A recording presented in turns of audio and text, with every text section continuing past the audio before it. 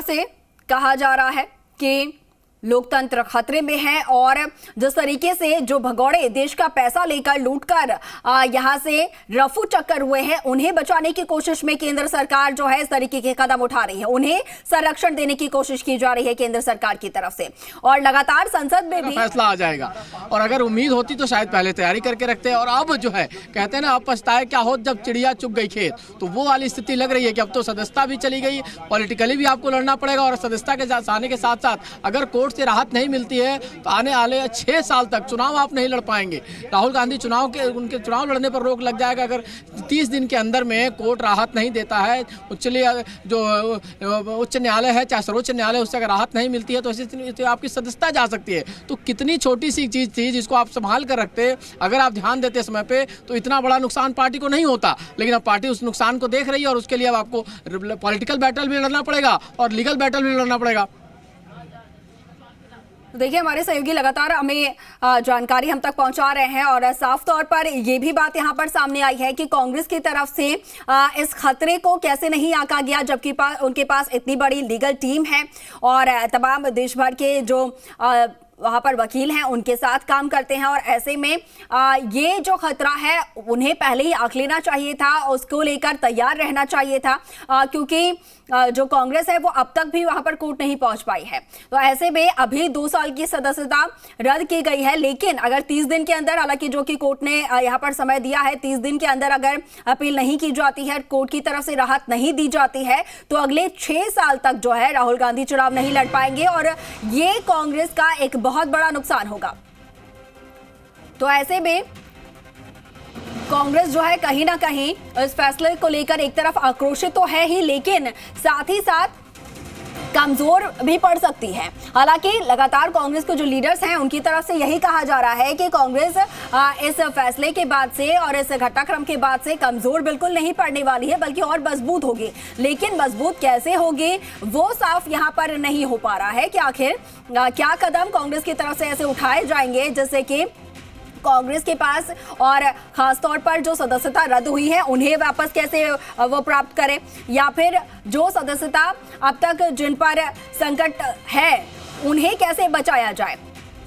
तो तमाम ये मुद्दे हैं जिन पर कांग्रेस को गंभीरता से यहाँ पर सोचना होगा। संसद गए, आश्चर्य ये बात का था कि उनको जानकारी इस बात की नहीं थी। वो संसद भी गए और लोकसभा के अंदर भी गए, तो हमें जानकारी मिली है कि वहाँ गए हैं, मीटिंग की उन्होंने कांग्रेस के नेताओं के साथ। वो तस्वीरें आपने देखी होगी, वो वीडियो आया होगा। हालांकि उनसे जब पूछा गया तो बहुत कुछ बोला नहीं उन्होंने। आज बोलने से बचे हैं राहुल गांधी, क्योंकि ये लीगल मामला है और लीगली अगर आप कुछ गलत बयान देते हैं तो उसका खामियाजा आपको भुगतना पड़ा। आप जानते हैं कि इससे पहले जिसमें आपने चौकीदार चोर है वाला बयान था, उस पर अपनी गलतियों की वजह से आपको कोर्ट में 3 बार माफी मांगनी पड़ी थी। 1 बार नहीं, 2 बार नहीं, 3 बार आपको माफी मांगनी पड़ी एक ही गलती के लिए, जबकि कोर्ट बार बार कहता रहा। यहां भी कोर्ट ने आपसे माफी की मांग की थी। अगर आप माफी मांग रहे तो शायद मामला सलट जाता। लेकिन अब जो चाहे तो लीगल जो राय हो उनकी हो, चाहे पॉलिटिकल राय हो कि इस मामले को आगे ले जाना है, इस मामले को पॉलिटिकल मुद्दा बनाना है। हो सकता है पार्टी यही लाइन ले रही हो कि 1 साल आने वाला है चुनाव का। देखिए, पॉलिटिकल लड़ाई को लेकर यहाँ पर काफी ज्यादा कांग्रेस को जो है जद्दोजहद करनी पड़ रही है। इसके साथ ही जो कानूनी लड़ाई है उसको लेकर भी अब पूरी तरीके से मजबूती के साथ कांग्रेस को तैयार होना पड़ेगा।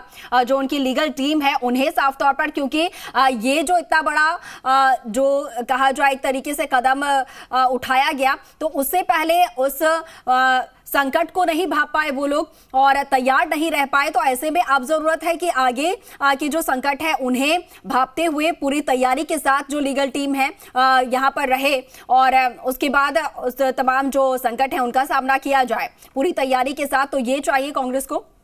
और इसके साथ ही आपको एक और अपडेट यहाँ पर दे देते हैं कि कुछ ही देर में जो प्रेस कॉन्फ्रेंस होने वाली है उसमें यहाँ पर जयराम रमेश भी मौजूद होंगे और इसके साथ ही सिंघवी भी मौजूद होंगे। सुबह सुबह उठते ही सबसे पहले नड्डा साहब का बयान आता है कि इन्होंने मोदी ओबीसी समाज का अपमान किया है, ओबीसी समाज को कहीं ना कहीं उन्होंने धक्का दिया, उनको चोट पहुंचाई है। उसके बाद तुरंत प्रेस कॉन्फ्रेंस होती है, बाइट देते हैं जो ओबीसी के सीनियर नेता है भूपेंद्र यादव बाइट देते हैं और अभी आप उसकी सफाई ही देने की कोशिश कर रहे हैं। उस पर सफाई कांग्रेस के नेता दे रहे हैं, तब तक आता है कि आपकी सदस्यता चली गई। बिल्कुल, तो आपको बता दें कि कुछ ही देर में प्रेस कॉन्फ्रेंस होने वाली है और तमाम जो सीनियर लीडर्स हैं उनके पहुंचने का सिलसिला विपक्ष जो है और जो अभी जिस तरीके से हम हाउस में बैठे हुए थे और जिस तरीके से भारतीय जनता पार्टी जिस तरीके से अपना दुखड़ा रो रहा था कि ये नहीं हुआ वो नहीं हुआ, जब वो अभी हैं तो वो कौन सा काम कर रहे हैं? तो पूरी बिहार की जनता और पूरे देश की जनता पूरी तरीके से ये देख रही है कि किस तरीके से इनका व्यवहार है, सब लोग देख रहे हैं। और राहुल गांधी को सर आप बहुत अच्छा जानते हैं, कैसे मतलब देखेंगे? क्योंकि राहुल गांधी पर जो देखिए कार्रवाई इससे अछूता नहीं है, कई एक लोगों के ऊपर ये भारतीय जनता पार्टी के ही पूरे इशारों पे सब चीज हो रहा है, हम इतना ही कहना चाहेंगे। तो आप लोगों पर भी आरोप लगाया है। भाजपा कब नहीं आरोप लगाया, ये कहिए ना, भाजपा कब नहीं आरोप लगाया? लेकिन भाजपा को अब समझ में आ चुका है जो इस तरीके का कारनामा या भाजपा जो की है, और भाजपा को पूरे तरीके से समझ में आ गया है कि अब पूरे हिंदुस्तान से उनका सफाया होना तय है। और आपके चैनल के माध्यम से आज हम भविष्यवाणी भी कर देते हैं कि दिल्ली का जो जिस गद्दी पे नरेंद्र मोदी जी बैठे हैं वो हिल कर रहेगा। मेरा भविष्यवाणी आप लोग याद रखिएगा। तेज प्रताप यादव भी काफी गुस्से में यहाँ पर नजर आए और उनका साफ तौर पर यही कहना है कि जिस तरीके से ये कार्रवाई हुई है वो केंद्र और भाजपा की जो सरकार है उनके इशारे पर हुई है, साफ तौर पर आरोप लगाते हुए नजर आए हैं। बिल्कुल बिल्कुल, देखिए ये सब संयोग ही होता है और अभी लोग बिल्कुल बिल्कुल बिल्कुल बिल्कुल। और इसके बीच में 2013 को भी याद करना पड़ेगा दीपक जी। 2013 में जिस ऑर्डिनेंस को राहुल गांधी ने फाड़ा था, आज शायद उनको पछतावा हो रहा होगा। और उनके जो सलाहकार थे उसमें अजय माकन उनके साथ गए थे, आप याद कीजिए, प्रेस क्लब में प्रेस कॉन्फ्रेंस किया था उन्होंने।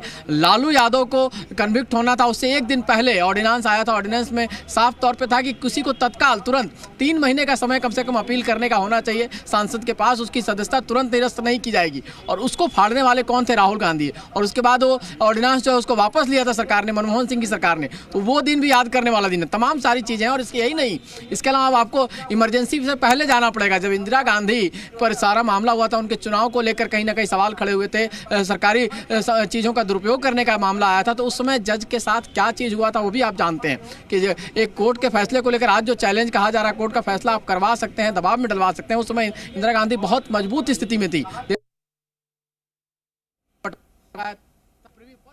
बिल्कुल, तो हमारे सहयोगी जिस तरीके से बता रहे हैं कि इससे पहले भी इस तरीके की तस्वीरें सामने आई जहां पर आरोप लगते आए कि केंद्र की सरकार के दबाव में आकर कोर्ट की तरफ से इस तरीके के फैसले लिए गए। तो आरोप प्रत्यारोप का दौर भी लगातार यहां पर जारी है।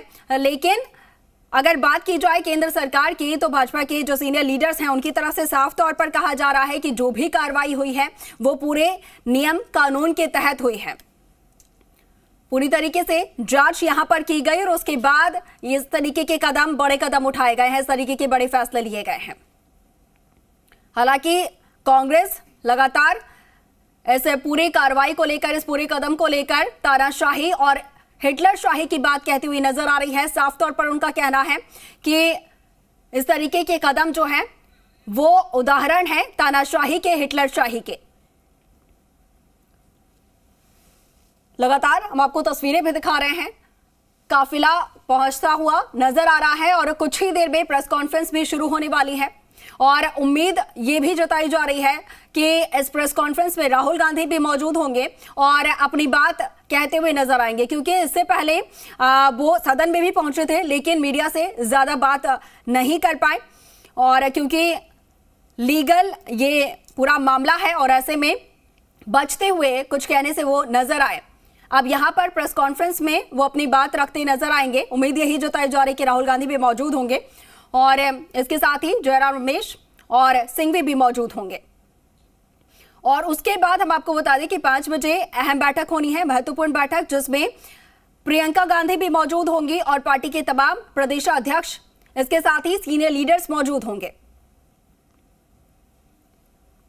तो बेहद अहम ये बैठक और इस बैठक में आगे की रणनीति तय की जाएगी कि किस तरीके से कांग्रेस को इस मुसीबत से बाहर निकलना है, किस तरीके से लीगल जो उनकी टीम है, उनकी स्ट्रांग लीगल टीम जो है वो इस खतरे को भाप नहीं पाई, तैयार नहीं रह पाई और आगे कैसे इस खतरे से बाहर निकलना है उसको लेकर तमाम जो चर्चा होनी है, मंथन यहां पर होगा। और इसके साथ ही आपको बता दें कि देश भर से जो रिएक्शंस हैं सीनियर लीडर्स के वो सामने आ रहे हैं। भाजपा और कांग्रेस जो है उसमें आरोप प्रत्यारोप का दौर लगातार जारी है। कांग्रेस लगातार ये कह रही है कि लोकतंत्र खतरे में है और ये उदाहरण साफ तौर पर ये जो कदम जिस तरीके से उठाया गया, जो फैसला लिया गया है, वो साफ तौर पर ये बयां करती हुई नजर आ रही है कि लोकतंत्र साफ तौर पर देश में जो है वो खतरे में है। दूसरी तरफ अगर बात की जाए तो केंद्र और भाजपा के लीडर्स ये कह रहे हैं कि जो भी कार्रवाई हुई है कानून के तहत हुई है और भी जो पार्टीज हैं उनकी तरफ से भी रिएक्शन सामने आ रहे हैं। कुछ समर्थन में हैं तो वहीं कुछ का कहना है कि इससे पहले भी केंद्र में जो सरकार रही है उनकी तरफ से दबाव में इस तरीके के फैसले लिए गए हैं और 30 दिन का वक्त है। अब ऐसे में राहुल गांधी के पास समय है कि वो कोर्ट का दरवाजा खटखटाए और उच्च अदालत में जाकर जो है यहाँ पर उनकी तरफ से अपील की जा सकती है ताकि उन्हें कुछ राहत मिल सके, नहीं तो उनकी मुश्किलें जो हैं वो और ज्यादा बढ़ती हुई नजर आ सकती हैं। फिलहाल बारीकी के साथ कल ही साफ कर दिया था कि 30 दिन की जो मियाद है उसका इंतजार करने की जरूरत नहीं है लोकसभा स्पीकर को, क्योंकि कन्विक्शन पर स्टे नहीं है। अगर आपको मेंबरशिप बचानी है तो आपको कन्विक्शन पर भी स्टे चाहिए। तो ऐसे में लोकसभा स्पीकर 30 दिन के लिए या सेशन कोर्ट के रुख का इंतजार करने के लिए बाध्य नहीं थे। उन्होंने जो फैसला लिया है वो नियमों के मुताबिक बिल्कुल सही लिया है। वो किस लिए लिया है वो भी मैं बता देता हूं कि आरपी एक्ट का जो सेक्शन 8 है और उसका जो सब सेक्शन 3 है वो ये कहता है कि अगर किसी जनप्रतिनिधि को एमपी या एमएलए को 2 साल या उससे अधिक की सजा होती है तो वो फैसला सुनाए जाने वाले दिन से ही डिस्क्वालीफाई होगा और सजा की अवधि पूरी होने के बाद भी अगले 6 साल तक चुनाव नहीं लड़ पाएगा। चूंकि कल कन्विक्शन हुआ उसके बाद जी बिल्कुल, तो हमारे सहयोगी अरविंद हमारे साथ दिल्ली से ही लाइव जुड़े हुए हैं और उनकी तरफ से ये साफ तौर पर कहना है कि जो ये फैसला लिया गया है वो बिल्कुल कानून के तहत लिया गया है, नियमों के तहत फैसला लिया गया है, क्योंकि कानून में ये है कि सजा सुनाई जाती है उस सजा के पहले दिन से ही सदस्यता जो है वो डिस्क्वालीफाई ही मानी जाएगी। तो इसके तहत जिस तरीके से ये कदम उठाया गया और फैसला आया है ये पूरी तरीके से मान्य बताया जा रहा है। कन्विक्शन हो गया था, 2 साल तक की सजा हो गई थी और सिर्फ सेंटेंस पर को सस्पेंड किया गया था, कन्विक्शन पर रोक नहीं थी। लिहाजा कानून के मुताबिक तो राहुल गांधी कल डिस्क्वालीफाई हो ही गए थे। सिर्फ उसके लिए एक गजट नोटिफिकेशन जारी करने की औपचारिकता थी जिसको आज लोकसभा सचिवालय ने निभा दिया। अब सिर्फ तभी मेंबरशिप रिस्टोर हो सकती। जी बिल्कुल, अपना सवाल पूछिएगा दीपक जी। बिल्कुल बिल्कुल, तो अरविंद हमारे साथ लगातार जुड़े हुए हैं और कानूनी जिस तरीके से ये स्टेप उठाया गया है, एक्शन लिया गया, कल 2 साल की सजा जो है सूरत कोर्ट ने सुनाई और उसके बाद से अगर कानून को देखा जाए तो यहाँ पर स्पीकर को पूरा अधिकार है, क्योंकि अगर सजा सुना दी जाती है तो उसके बाद से पहले ही दिन से सदस्यता जो है वो रद्द ही मानी जाएगी। तो सिर्फ औपचारिक तौर पर घोषणा करनी थी जो कि आज स्पीकर की तरफ से की गई है। तो जिस तरीके से कांग्रेस की तरफ से आरोप लगाए जा रहे हैं कि हुआ है, देखिए जगदीश शर्मा को आप पहचानते होंगे, पुराना चेहरा है, जब भी पार्टी संकट में होती है तो आगे खड़े हो जाते हैं, पार्टी जीते हारे हर स्थिति में आगे खड़े हो जाते हैं और तमाम और लोग भी नेता आ रहे हैं। लेकिन जो 5 बजे की बैठक का मामला है तो 5 बजे कांग्रेस अध्यक्ष ने एक बैठक बुलाई है जिसमें तमाम प्रदेश अध्यक्ष बुलाए गए हैं, साथ साथ CLP के जो लीडर होते हैं हर स्टेट के उनको बुलाया गया है एक रणनीति तय करने के लिए कि आगे कोर्स ऑफ एक्शन क्या होगा, क्योंकि पॉलिटिकल लड़ाई भी लड़नी है, एक तो लीगल लड़ाई लड़नी है जिसके लिए अभिषेक मनु सिंघवी जैसे तमाम वकील अब काम करेंगे, लड़ाई लड़ेंगे, जो पहले लड़ सकते थे अब दोबारा उनको लड़ाई लड़ना पड़ेगा, अलग से लड़ाई लड़नी है। लेकिन पॉलिटिकल लड़ाई लड़ने के लिए सोमवार से पूरा प्लान बनाया जा रहा है कि कैसे स्टेट लेवल पर, कैसे डिस्ट्रिक्ट लेवल पर, तमाम जगह जाना है। बिल्कुल बिल्कुल रवि, तो 5 बजे जो बैठक होने वाली है उसके लिए जो तमाम सीनियर लीडर्स हैं वो पहुंचना शुरू हो गए हैं। हमारे सहयोगी वहीं पर मौजूद हैं जहां पर प्रेस कॉन्फ्रेंस भी होनी है और उसके बाद भी बैठक भी होगी, जो कि जो कांग्रेस के राष्ट्रीय अध्यक्ष हैं मल्लिकार्जुन खड़गे वो बैठक करेंगे और तमाम प्रदेशाध्यक्ष बुलाए गए हैं। आगे की रणनीति कैसे तैयार करनी है, कैसे इस पूरी लड़ाई को लड़ना है कांग्रेस को, उस पर गहन मंथन यहाँ पर होने वाला है। न सिर्फ कानूनी लड़ाई बल्कि राजनीतिक लड़ाई भी जो अब राहुल गांधी को लड़नी पड़ेगी अपने अधिकार को लेकर, अपने हक को लेकर, कैसे वो आगे अपनी सदस्यता को बचाए रखें, क्योंकि ये सिर्फ 2 साल की बात नहीं है, बल्कि अगर अभी